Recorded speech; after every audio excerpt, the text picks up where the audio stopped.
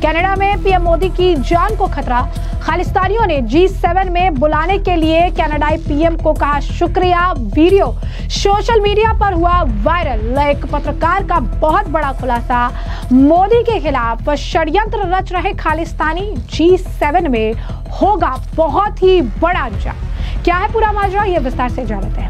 तो कनाडा में खालिस्तानी बेलगाम हो चुके हैं। कनाडा के खालिस्तानी भारतीय प्रधानमंत्री को जान से मारने की धमकी दे रहे हैं। फिर भी कनाडा की सरकार उसे फ्रीडम ऑफ स्पीच बता रही है। ये हिपोक्रेसी की अब हद हो गई है।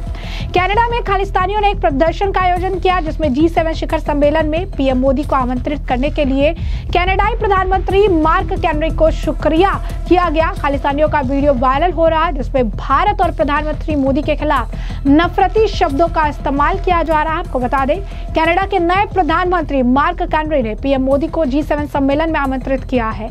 एक तरफ जहां यह कदम द्विपक्षीय रिश्तों को सुधारने की कोशिश मानी जा रही, तो दूसरी ओर भारत ने खालिस्तानी रैलियों और हिंसा के चलते अपनी राजनयिकों और प्रवासी समुदाय को सुरक्षा खतरे के संदर्भ में सतर्क किया है।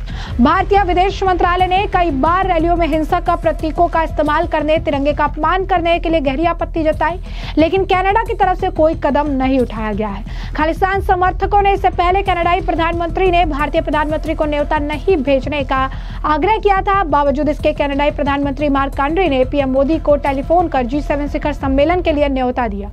माना जा रहा है कि पीएम मोदी G7 में शामिल होने के लिए कनाडा की यात्रा करने वाले हैं। सिख फॉर जस्टिस जो एक प्रतिबंधित संगठन है, उसने एक वीडियो जारी किया जिसमें मोदी की राजनीति को आने के से जाने तक घेरने की कसम खाई गई है। वीडियो में पन्नू ने कहा, मैं मार्क कार्नी को धन्यवाद देना चाहता हूं, जो एक कनाडाई पीएम से ज्यादा एक व्यवसायिक है, बिजनेसमैन है, जिन्होंने खालिस्तान समर्थक सिखों को G7 देशों में सामने मोदी की राजनीति को घेरने और का ऐतिहासिक मौका दिया है। आपको बता दें कि दावा किया है कि विरोध प्रदर्शन का मकसद G7 देशों को खालिस्तान समर्थक हरदीप सिंह निज्जर की हत्या के लिए मोदी को जवाबदेह ठहराने के लिए मजबूर करना है। पन्नू ने भारत पर ऑपरेशन सिंदूर शुरू करने का आरोप लगाया, जिसे उन्होंने पाकिस्तानी शब्दावली का उपयोग करते हुए मस्जिदों को निशाना बनाकर पाकिस्तान पर आतंकी हमला बताया है।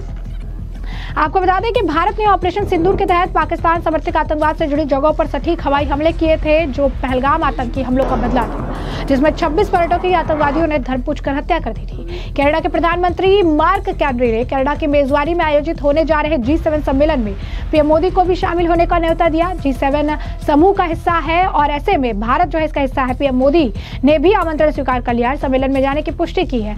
अब इसे लेकर कनाडा के नेताओं की प्रतिक्रियाएं जहां सामने आई, जहां पर कनाडा के नेता इस मामले को लेकर खुशी जता रहे हैं, एक सकारात्मक पहल बता रहे हैं। कह रहे हैं कि कई वर्षों से दोनों देशों के संबंध अच्छे नहीं थे, भारत के साथ संबंध सुधारने की जरूरत है। ऐसे संकेत मिल रहे हैं कि संबंध सुधरेंगे। तो वहीं दूसरी तरफ खालिस्तानी जो है वो बाज नहीं आ रहे हैं। भारत और कनाडा के संबंधों में खटास की वजह कनाडा की पूर्व की सरकार और द्वारा खालिस्तानी कट्टरपंथियों को संरक्षण देना था। इसे लेकर ब्रोडी से सवाल किया गया तो उन्होंने कहा, खालिस्तानी कट्टरपंथी एक बड़ी समस्या, इसमें शक नहीं है, लेकिन कनाडा में रहने वाले हिंदू और सिख समुदाय के लोग इन हालातों से खुश नहीं है। उम्मीद है संघीय सरकार और भारत के बीच इस मुद्दों पर बात होगी और चीजों को ठीक किया जाएगा। वहीं आपको बता दें कि खोजी पत्रकार मोचा बेजरिंगन ने बहुत बड़ा खुलासा कर दिया है। वैंकूवर शहर में साप्ताहिक रैली के दौरान वीडियो बनाते समय उन लोगों ने उन्हें घेर लिया था। इसके बाद बेजरिंगन ने बताया कि खालिस्तान समर्थकों ने उन्हें डराया, धमकाया, कुछ देर के लिए उनका फोन तक छीन लिया। उन्होंने कहा, मैं अभी तक कांप रहा हूं। उन्होंने कहा कि अभी सिर्फ 2 घंटे पहले मेरे साथ एक घटना हुई, अभी से मैं कांप रहा हूं। गुंडों की तरह व्यवहार किया, मेरे पीछे पड़ गए, मेरा फोन छीन लिया, मुझे रिकॉर्डिंग करने से रोकने की कोशिश की। उन्होंने कहा कि कनाडा भारत के बीच तनाव का कारण राजनीतिक विषय है, लेकिन मुझे लगता है कि भूमिगत रूप से यहाँ जो कुछ हो रहा हमें उसे अनदेखा नहीं कर सकते। ये लोग क्या कह रहे थे, कैसे वो अपनी अभिव्यक्ति की स्वतंत्रता का प्रयोग कर रहे हैं, जबकि वे इंदिरा गांधी के हत्यारों का जश्न मना रहे हैं। कह रहे हैं कि G7 में भारत के प्रधानमंत्री मोदी की राजनीति खत्म कर देंगे।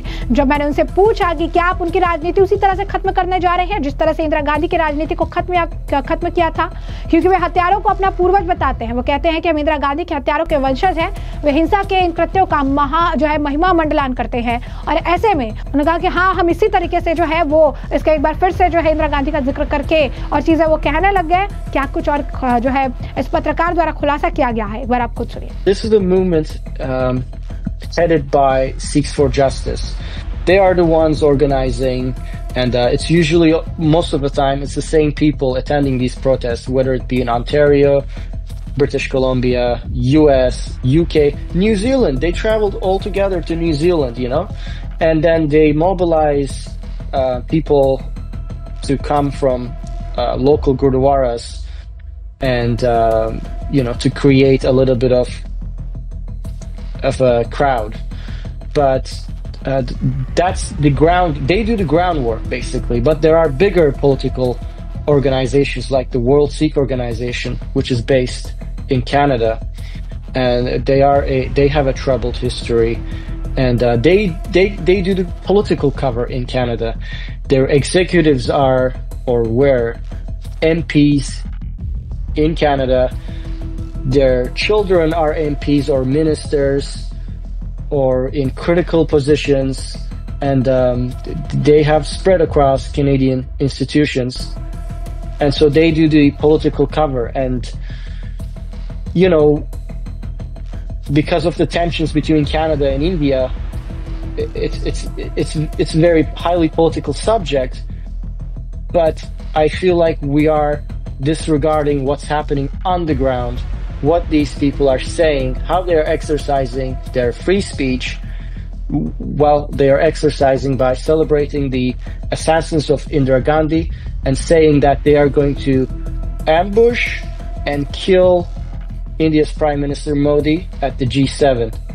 Sorry, not Modi. They add politics at the end. Yes, they are going to ambush and kill India's Indian Prime Minister Modi's politics at G7. And I asked them, how are you going to do that? Are you going to kill his politics the same way you killed Indira Gandhi's politics? Because the assassins, they refer to them as their forefathers. They say we are the descendants of the killers of Indira Gandhi, of the suicide bomber that killed Punjab's chief minister.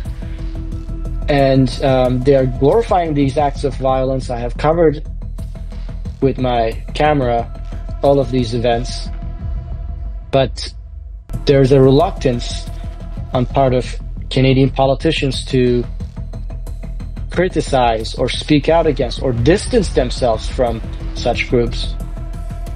For example, we had the Conservative leader, Pierre Poilievre, and the NDP, even the Liberal MPs, attending an event recently, a Nagar Kirtan in Surrey, BC, just last month, where they shared the stage with Santok Sinkela. This event was a big event, lots of Khalistan influence. And in that event, they had Santok Sinkela, the formerly convicted Sikh Canadian who conspired to blow up an airplane departing from JFK, Air India Flight 112. And Mr. Santok, he was giving a speech with an axe on his hand, a metal axe, and he's wearing Babar Khalsa insignia. His daughter refers to him as an Jatada of Babar Khalsa, although he does not give a straight answer. When I challenged him, I did interview him, and he was sentenced to life in prison by a Canadian court. But 6 years later, he was let go, and he was declared innocent. But if, as a citizen, I expect my representatives to distance themselves from extremists, from people with troubled history, from people giving fiery speeches on a stage, wearing a banned terrorist organization's insignia, Babar Khalsa. And it appears that because of the lack of media coverage or lack of awareness on part of Canadian population, these politicians are getting away with their participation at these events. And that's what I'm trying to do. I'm trying to raise awareness so that there's accountability. Otherwise, what I've been through today, it's going to become the norm where, yeah, basically. जैसे कि आपने सुना, पत्रकार ने बताया कि कैसे उन्हें डराया धमकाया भीड़ ने और उसके बाद जो उनसे फोन तक छीन लिया गया। उन्होंने कहा कि अचानक 2-3 लोग मेरे सामने आए, फोन पर बैकअप रिकॉर्डिंग शुरू हुई थी, तभी उनमें से एक ने मेरे हाथ से फोन छीन लिया और मौजूद वैंक्यूर के पुलिस अधिकारी ने बीच बचाव किया और पीछे हटने का आदेश दिया। मृदंगन के बाद एक भी बयान जो है उन्होंने बताया कि दर्ज मेरा कराया गया था। साथ ही साथ उन्होंने बताया कि पीएम मोदी की राजनीति को खत्म करने की साजिश रची जा रही है। पीएम मोदी G7 में आते वक्त सेफ नहीं रहेंगे।